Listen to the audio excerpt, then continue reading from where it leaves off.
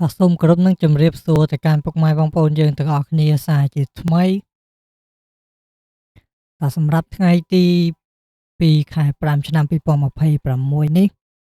Admin គឺមានលេខល្អៗស្អាតៗយកមកចែកជូនបងប្អូនយើងលេងកម្សាន្តទៀតហើយ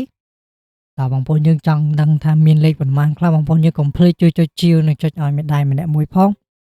តើហើយក៏ស្វាគមន៍បងប្អូនយើងសាជាថ្មីមកកាន់ Channel ផ្ទះសំណាងជាមួយនឹងដំរីឆ្នោតយួនប្រចាំថ្ងៃ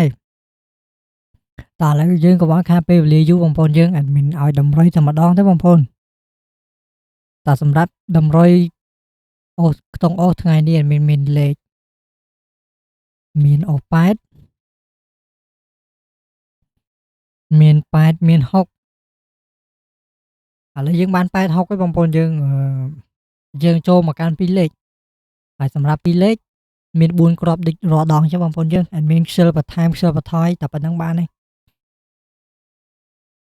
តោះសម្រាប់2លេខគឺមាន67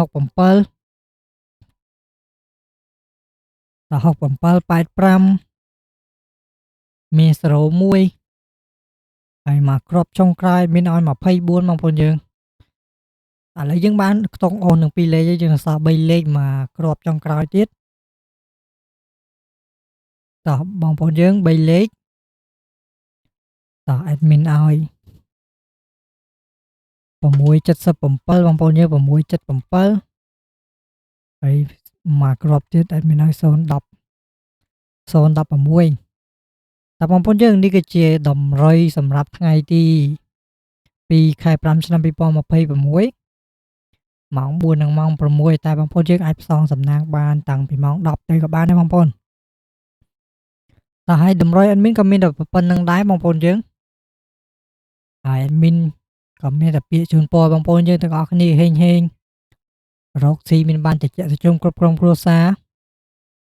ហើយ Admin ក៏សូមជម្រាបលាបងប្អូន